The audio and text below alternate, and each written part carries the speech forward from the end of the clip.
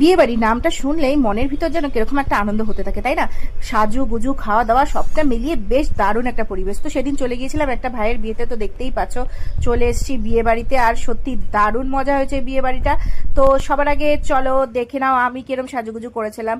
তো আমি কিন্তু এরকম ভাবেই সেজেগুজে গিয়েছিলাম। কিরকম লাগছে আমাকে অবশ্যই তোমরা কমেন্ট করে জানিও। আর শুধু বিয়ে বাড়ি গিয়ে সাজুগুজু করলে তো হবে না, তার সঙ্গে খাবারটাও খেতে হবে। তার জন্য প্রথমেই স্টার্টারে নিয়ে নিয়েছিলাম চিকেন মোমো। খেতে জাস্ট মোমোটা অসাধারণ ছিল। তারপরে নিয়ে নিয়েছিলাম হচ্ছে কি বলো তো, হ্যাঁ এটা হচ্ছে চিকেন পাকোড়া। দেখতে পাচ্ছ সবাই কিন্তু খাওয়া দাওয়ায় ব্যস্ত, এদিকে আমার ছোট্ট মেয়েটাও কিন্তু খাওয়া দাওয়ায় ব্যস্ত। তো যাই হোক, অনেকটা দূরের রাস্তা ছিল বলে স্টার্টার শেষ হতে না হতেই বসে পড়েছিলাম মেন কোর্সে। তো সবার আগে দিয়ে দিয়েছিল জলের বোতল পাতা, তারপরে চলে এলো একে একে সমস্ত মেনু। আর মেনুতে বেশ অনেক কিছু ছিল, মেনু কার্ডটা তোমাদের এখানে দিয়ে দিলাম। তো সবগুলো কিন্তু জাস্ট ফাটাফাটি হয়েছিল। তো সবার প্রথমে দেখো চলে এসেছিল স্যালাড, তারপরে চলে এসেছিল ভেজিটেবিল চপ। তো ভেজিটেবিল চপটা খেতে কিন্তু বেশ ভালো ছিল। এরপর চলে এসেছিল কি জানো, এরপর চলে এসেছিল কড়াইশুটির কচুরি, আর সঙ্গে ছিল হচ্ছে চানা মশলা। কড়াইশুটির কচুরি এই শীতের বিয়েবাড়িতে খেতে কিন্তু অসাধারণ লাগে। তো সবাই মিলে আমরা খাওয়া দাওয়াটা বেশ শুরু করে দিয়েছিলাম। আর যেহেতু স্টার্টারটা অনেক পরিমাণে খেয়ে নিয়েছিলাম, তো তখনই খাওয়ার ইচ্ছা ছিল না, কিন্তু কি করব, দূরের রাস্তা। যাই হোক, এরপর নিয়ে নিয়েছিলাম আমি সাদা ভাত। তো মাঝখানে ছিল হচ্ছে fried rice chilli chicken, but সেটা আমি আর নিইনি।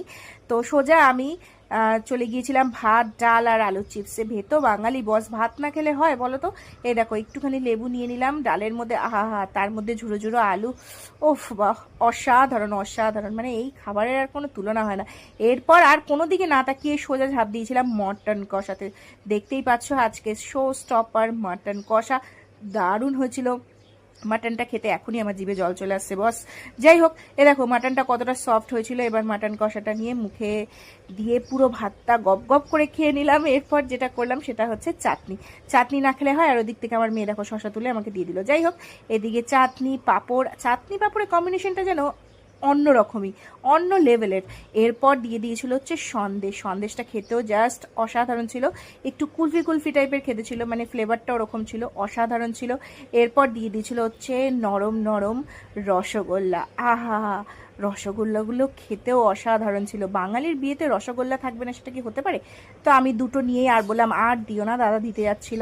এরপরে শেষ পাতে ছিল হচ্ছে আইসক্রিম, এরপরে ছিল পান। আর আমার কর্তামশাইকে দেখো নিয়ে নিয়েছিল ফায়ার পান। তো বললাম ঠিক আছে এই পানটা তুমিই খাও। যাই হোক, আজকের খাওয়া দাওয়াটা কিন্তু জাস্ট জমে গিয়েছিল। তোমাদের কেমন লাগলো ভিডিওটা জানিও।